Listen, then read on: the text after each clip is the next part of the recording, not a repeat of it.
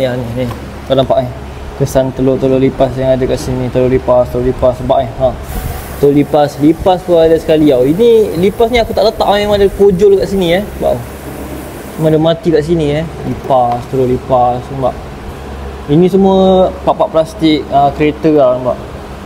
Pak plastik kereta. Nampak ni telur lipas. Kalau korang tanya kita orang macam mana untuk kita orang buang lipas dalam kereta, ini cara kita orang buang dulu telur-telur lipas yang ada kat sini.